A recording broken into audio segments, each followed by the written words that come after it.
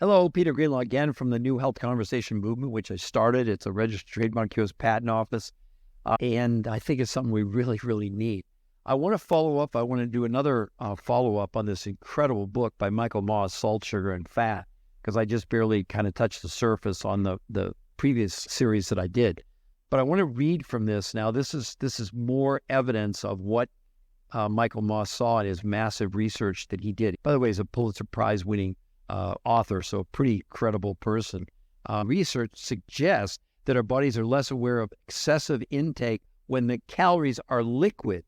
Very interesting. Health advocates don't blame the single can of Coke with their roughly 9 tablespoons of sugar. What made Coke evil, or depending on who you are talking to, wildly successful, was the supersizing.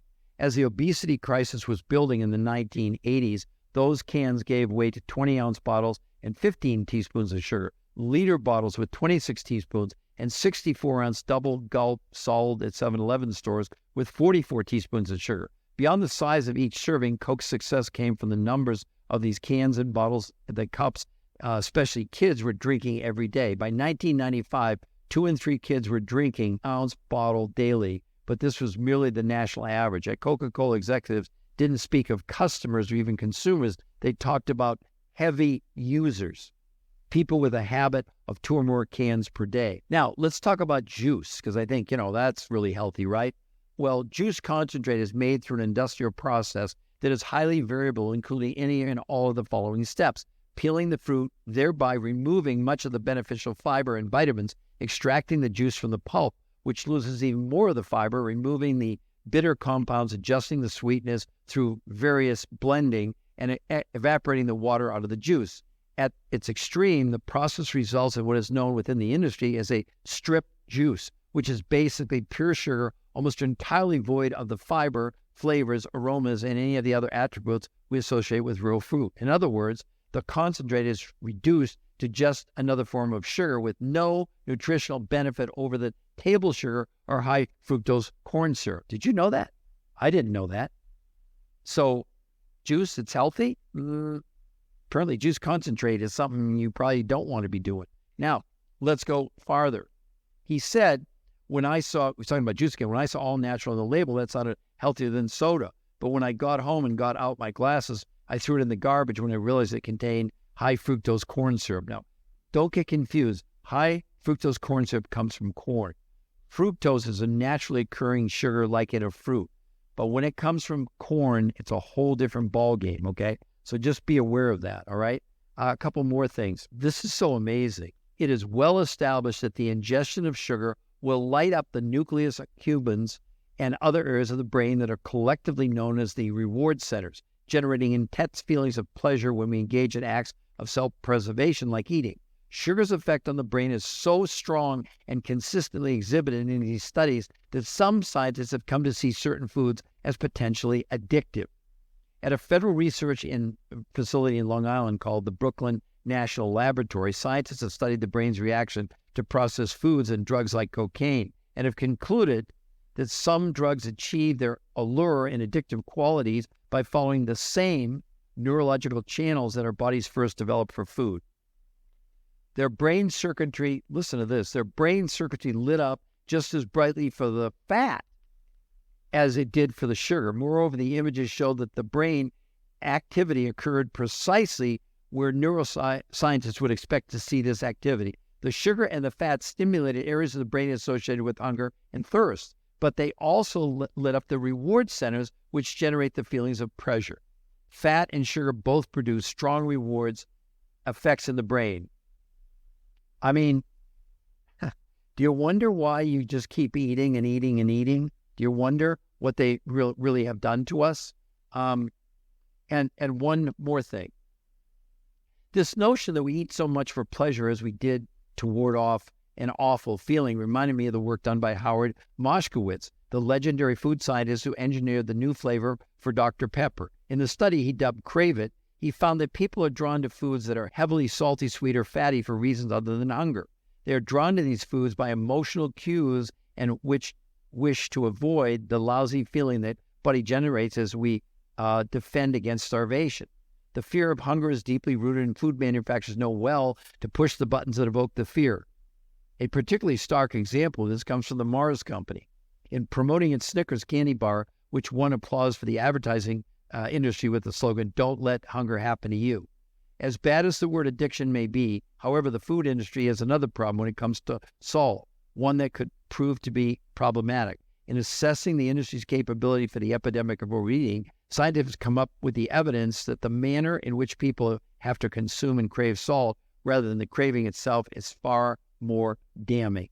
As it turns out, the manufacturers of processed food have been creating a desire for salt where none existed before.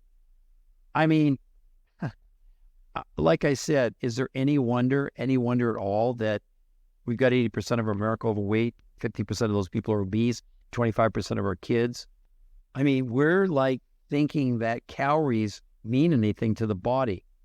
So we're ingesting calories to give us energy. No, nothing could be farther from the truth. The only thing that matters to our body is the amount of nutrition. And I'm not saying, and he's not saying, you can never have sugar again or salt or fat.